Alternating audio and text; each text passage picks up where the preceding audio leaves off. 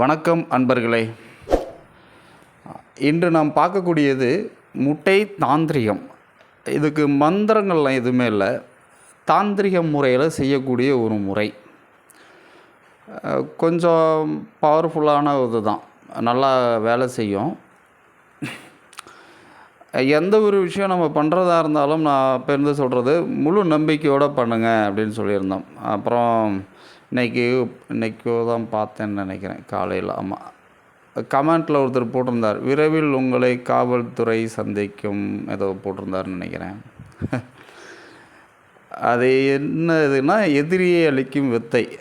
அதில் நான் சொல்லியிருக்கக்கூடிய சில விஷயங்கள் ஒரே ஒரு விஷயம் மட்டும் சூட்சமம் தான் மறைச்சிருக்கும். அது ஒரு சில பேர் எனக்கு வாட்ஸ்அப்பில் கேட்டாங்க, அதுக்கான நான் பதில் கொடுத்துட்டேன். ரெண்டாவது நான் அதிலேயே விளக்கமாக சொல்லியிருப்பேன், இது யாரும் செய்யாதீங்க. மாரண வேலைகள், மாரணங்களை பற்றி அஷ்டகர்மத்தில் இருக்கக்கூடிய விஷயங்களை தெரிஞ்சு வச்சுக்கணும். இப்படியும் ஒரு விஷயம் இருக்குது அப்படிங்கிறத தெரிஞ்சு வச்சுக்கணுங்கிறதுக்கு தான் அந்த பதிவை போட்டோமே தவிர எல்லோரும் பண்ணிக்கிட்டு இருங்கன்னு நம்ம சொல்லலை. சரி, அவருக்கு ஏதோ தெரில, அவர் போட்டார், பரவாயில்ல. சரி, இப்போ இந்த விஷயத்துக்கு வரலாம். இப்போ முட்டை தாந்திரிகத்தில் பார்த்தீங்கன்னா, எதிரியுடைய எந்த ஒரு விஷயம் பார்த்திங்கன்னா, இந்த தாந்திரிகத்தில் எதிரியோட காலடி மண்ணோ இல்லை துணியோ ஃபோட்டோ எதுவுமே தேவையில்லை. இதுக்கு தேவையான இது பார்த்திங்கன்னா, ஒரே ஒரு கருங்கோழி முட்டை. இந்த கருங்கோழி முட்டைங்கிறது கோழி முடியெல்லாம் கருப்பாக இருக்கக்கூடாது. அந்த வரக்கூடிய படத்தில் இதிலே போட்டிருப்பேன், வீடியோவிலே. அது உடம்பு ஃபுல்லாக கருப்பாக இருக்கும், கண்ணுக்கு ரீன் இருக்கும். அதோட முட்டை தான் வேணும். அது முட்டை இட்டு 21 நாள் அது கணக்காக. ஏன்னா 21 நாள் அது கரு கூடிரும். அதிகபட்சமாக பார்த்திங்கன்னா, நம்ம கருங்கோழி முட்டை கேட்டாவே கொடுக்க மாட்டாங்க. ஏன்னா இன்றைக்கி அதோட விலை அதிகம். ரெண்டாவது கருங்கோழி முட்டையை நம்ம இப்போ அது ஒரு ஆட்டி குலுக்கி கொடுத்துருவாங்க. அதுக்குள்ளே இருக்கக்கூடிய கருவெல்லாம் கலைஞ்சிற மாதிரி தான் கொடுப்பாங்க. அது ஏன்னா அது மறுபடியும் நம்ம அடகாத்து கோழி எடுத்துருவோம் அப்படின்னு சொல்லிட்டு, அது சில இடங்கள்லாம் அப்படி பண்ணுவாங்கன்னு சொல்லியிருக்காங்க. சரி, அப்போ இது என்ன அப்படின்னு பார்த்தீங்கன்னா, இப்போ இந்த கருங்கோழி முட்டையை வாங்கிட்டு, இப்போ நம்ம படத்தில் காட்டியிருக்கோம் இல்லையா, அது மாதிரி பொம்மை, நீங்கள் எந்த மாதிரி இருந்தாலும் சரி, உங்களுக்கு உருவங்கள், முகம், கண், காது, மூக்கு எப்படி இருந்தாலும் உங்களுடைய எதிரியோட தன்மை, ஆணோ பெண்ணோ, எப்படி இருந்தாலும் வரைஞ்சிக்கலாம். நம்ம அதை வரைஞ்சிட்டு அதில் நம்ம பின்னாடி எழுதக்கூடிய வாசகம்தான். இப்போ இன்னார் எதிரி ஸ்தம்பனமாகணும். ஸ்தம்பனம்னா எந்த காரியமே அவங்களுக்கு நடக்காது, அப்படியே ஸ்தம்பிச்சு போய் நிற்கும், எல்லாமே அப்படியே நின்று போச்சு அப்படிம்பாங்க இல்லைங்களா, அது மாதிரி ஸ்தம்பனம் ஆயிடும். இல்லை பேதனம்னா புத்தி பேதலிச்சு போயிடுறது. அவங்களுக்கு அந்த இது இருக்காது, என்ன பண்ணுறோம் ஏது பண்ணுறோங்கிறதே தெரியாது, புத்தி பேதலிச்சு போயிடும். இல்லை அப்படின்னா மாரணம் தான். அதிகபட்சமாக மாரணம் எடுக்காதீங்கன்னு தான் சொல்கிறோம். மாரணங்கிறது இதுதான் பாவ செயல். ஒரு பக்கம் ஊருன்னா அவன் நம்மளை அடிச்சிட்டான்ல, அதுக்காக நம்ம மாரணம் பண்ணணும். அந்த மாதிரியும் ஒரு சிலர் இருக்காங்க.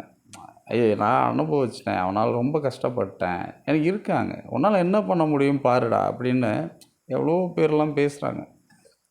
திமிரு, அந்த மாதிரி திமிரில் பேசுகிறது. உன்னை விட எவ்வளோ பெரியவெல்லாம் பார்த்துருக்கேன், நீ எல்லாம் ஒரு ஆளா அப்படி இப்படின்ட்டு பேசுகிறாங்களா இருக்காங்க. அப்போ வினை விதைத்தவன் வினை அறுத்து தானே ஆகணும், அதுதானே அதோட இது. அது மாரணம் எழுதுனா மாரணம், ஸ்தம்பனம் எழுதுனா ஸ்தம்பனம், இது பேதனம் அப்படின்னா பேதனம். இது நம்ம என்ன வார்த்தையை பின்னாடி அந்த முட்டைக்கு முன்னாடி படம் வரைஞ்சிட்டோம், பின்னாடி என்ன வார்த்தையை நம்ம எழுதுகிறோமோ அந்த வார்த்தை பிரகாரம் நடக்கும். சரி, அப்போ இது எப்படி என்ன பண்ணணும் அப்படின்னு பார்த்தீங்கன்னா, ஒரு அமாவாசை நாளில் தான் இந்த வேலையை நம்ம செய்யணும். அமாவாசை நாள் அன்னைக்கு எட்டி மரம் இருக்கு இல்லையா, எட்டி மரத்துக்கிட்ட போயிட்டு எட்டி மரத்துக்கு அடியில் ஒரு கை ஒரு அளவுக்கு பள்ளம் பறிக்கணும். நல்லா கொஞ்சம் பள்ளம் பறிச்சுட்டு அதில் இந்த முட்டையை வச்சிடணும். முட்டையை வச்சுட்டு அது கூட சுடுகாட்டு சாம்பல் எடுத்துகிட்டு வரணும். சுடுகாட்டு சாம்பல் எடுத்துகிட்டு அந்த முட்டையோடு போட்டுட்டு முட்டையில் போட்டுட்டு மண்ணை போட்டு மூடிட்டு அந்த குழி மேலே ஒரு சூடை ஏற்றி இது பண்ணிவிட்டு அங்கே அந்த இடத்துல ஒரு முட்டையை உடச்சிருங்க. அது நார்மலான முட்டையை உடைக்கலாம். முட்டையை உடச்சிட்டு பொரி இருந்தால் பொரியை தூவி விட்டுட்டு நம்ம திரும்பி பக்கம் வந்துட்டு வீட்டில் குளிச்சுட்டு தான் உள்ளே போகணும். இது தாந்திரியம். இதுதான் முட்டை தந்திரம். இது அந்த ஆத்மா தான் அந்த நம்ம போகிறோம் இல்லையா, அந்த ஆத்மா தான் அந்த வேலையை செய்யும். இப்போ நமக்குள்ளே எல்லாம் இது மகா பாவம் இல்லையா, அது பாவம் தான். நம்மளை அவன் அது மாதிரி பார்க்கணும்ல, ஐயோ அவங்க பாவம், அந்த மாதிரி பண்ணக்கூடாது, ஏமாற்றக்கூடாது. இப்போ ஒருத்தரை இந்த பிளாக்மெயில் பண்ணுறது, உன்னை இப்படி பண்ணிடுவேன் அப்படி பண்ணிடுவேன், உன்னோட இதெல்லாம் என்கிட்ட இருக்குது அப்படிங்கிறது, இடத்த ஏமாற்றிட்டு பண்ணுறது. ஸோ இந்த மாதிரி ஒருத்தரை ரொம்ப காயப்படுத்துறது. அப்போ அதுக்காக என்னை பொறுத்த வரைக்கும் பண்ணலாம். அவன் என்னை அடிச்சிட்டான், நான் திருப்பி பண்ணுறேன். நம்ம வாலண்டராக போய் ஒருத்தரை பண்ணக்கூடாது, தப்பு, அது பாவம்.